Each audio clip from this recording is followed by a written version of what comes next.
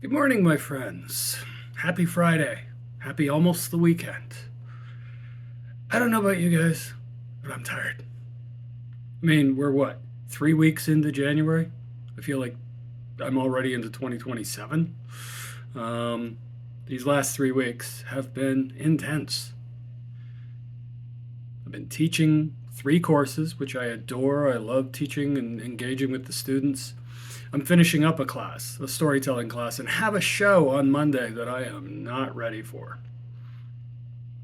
And I just have, launched another class that we're hoping we get enough registrants for that I'll talk about a little later. So I'm a glutton for punishment, it seems. I've got other clients that are coming to me and they have requests, and I'm doing my best to accommodate. And so far, it's going really well. And some of my clients are incredibly patient with me.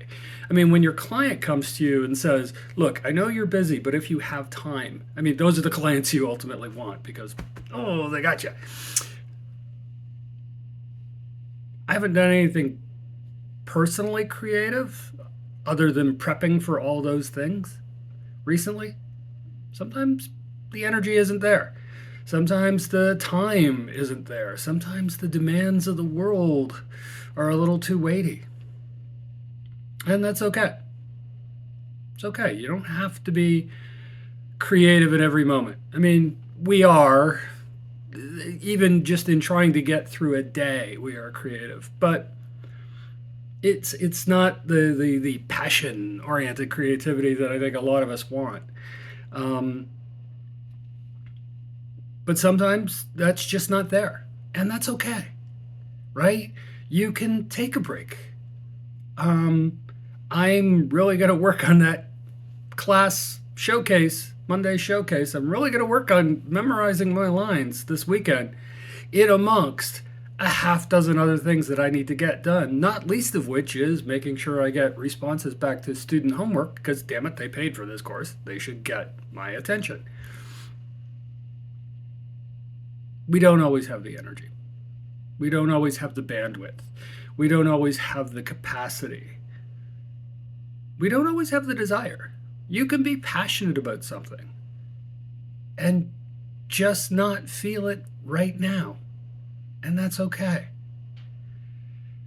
The last thing you ever really want to do is turn one of your passions into an obligation to anybody, really, but to yourself more than anything. Because what happens is if it becomes an obligation, if it becomes this thing that you know you should do, but don't, you're going to resent it. You're going to resent the weight that's on your shoulder on top of everything else that's going on. And the passion will die, right?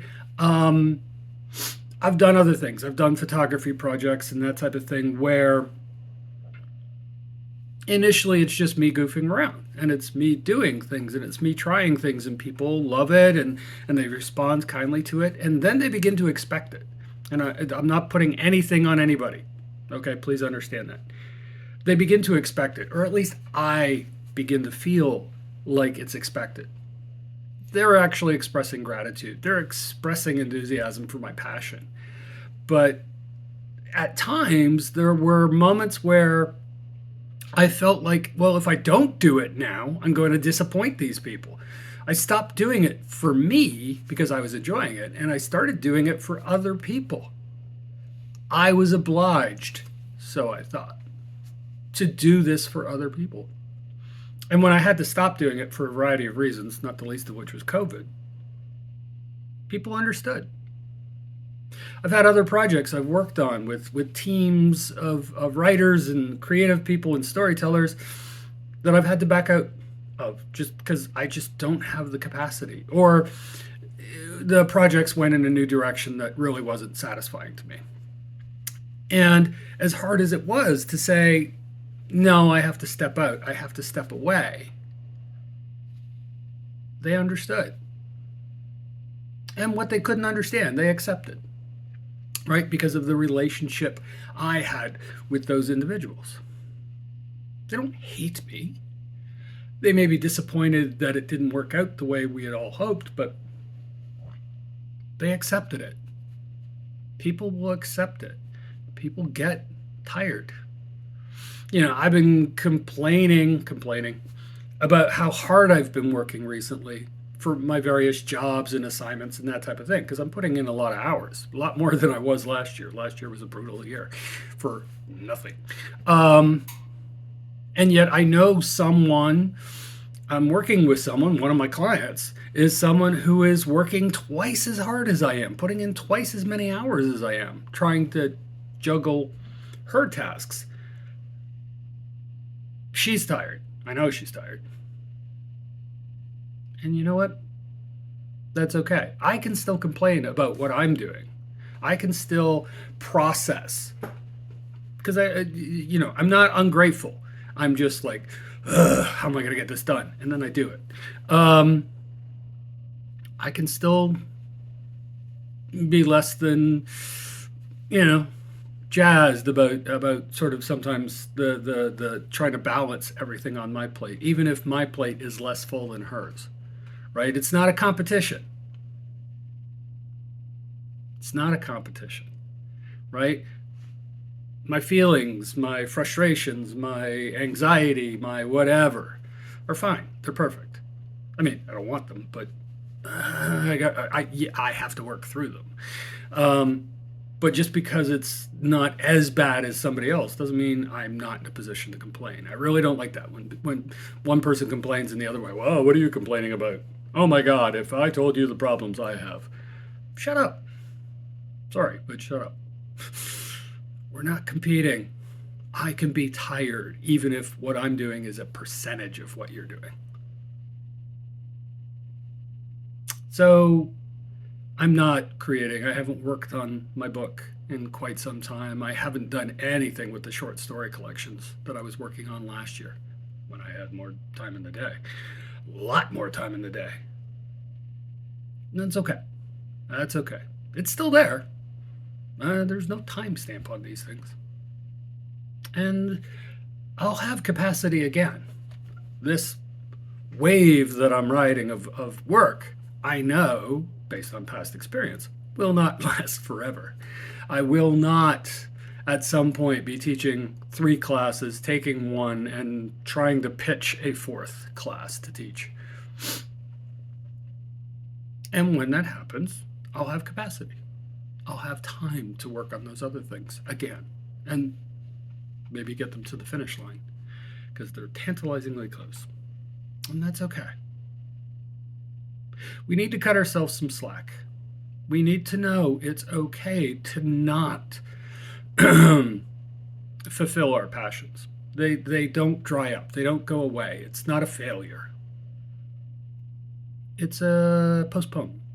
It's a break. It's a reprioritization. That's all it is. And that's okay. That said, there is that new class that I'm going to be teaching at SoCap Comedy Theater here in Toronto. It's not a comedy class per se, but we will probably laugh our asses off doing it. I've mentioned it before. It's called Out of Our Minds and Onto the Page. It's basically a class to try to convince people that you can just write whatever you want. It doesn't have to have a purpose. It doesn't have to go anywhere, right? So to be a group of us, God knows how many, please register, starting in early March. I'll put the details around the video at, again, SoCap Comedy Theater here in Toronto. Up on the Danforth. And it's basically going to be writing exercises and improv games. You don't have to be an actor. You don't have to be a writer. You just have to want to write. And then you have to write. I want to make writing as spontaneous and unplanned as improv. Because when you can capture that into your practice of writing, of storytelling, nothing gets in your way other than apparently jobs. Paying gigs, go figure. Come on out. Check it out. Check out the website. Again, I'll put a link around here. It'll be consecutive Sundays with one day off because of a holiday here in Canada. Starting March 9th. It'll be Sunday afternoons, which is really going to mess with some of the hockey games I go to. But you know what? Priorities. Um, and come on, we're going to have fun. At the very least, you're going to laugh. You're going to be silly. You're going to do crazy stuff. You're going to challenge yourself, but in a good way, in a nurturing way, in a supportive way, because we're all kind of goofing around. It's not about completing a novel. It's not about completing a screenplay. It's just about writing randomly. Silly stuff. Not, again, it doesn't have to be comedy, because improv isn't comedy. It's often comedic, but it's not comedy per se. And it's about just being spontaneous and telling a story and telling the truth, even if you've made it up. It's about being real, being in the moment, being present for your scene mate, for your game mate. That's what a lot of the, and that's again why I'm focusing on games. We're not going to be doing a lot of scenes in this. It's games. It's simple things to get you out of your mind, out of your head. Put things on a piece of paper. Put things on a notebook. Put things on your phone. Write things down. Again, the details will be around the video. In the meantime, I'm going to go prep to have lunch with a friend this afternoon, which usually when I get together with this friend, lunch turns into dinner. And then my weekend is full of doing student homework and hanging out with another friend, relaxing, even though I know I've got stuff I need to do. And then Sunday's a hockey game. Yay, hockey. And somewhere in all of that, I got to learn these goddamn lines for my Monday showcase. I'll figure it out. It'll happen. It'll be a blast. Because I'm going to have fun. Because I'm still doing my passions, even if I'm not doing my passions. I hope you have a great weekend. I hope you find moments to relax and rejuvenate and laugh and smile and get together with friends. And if you don't, that's okay too, right? You'll find your space. You'll find your time. I may even shovel some snow. Take care, everybody. Creative weekend.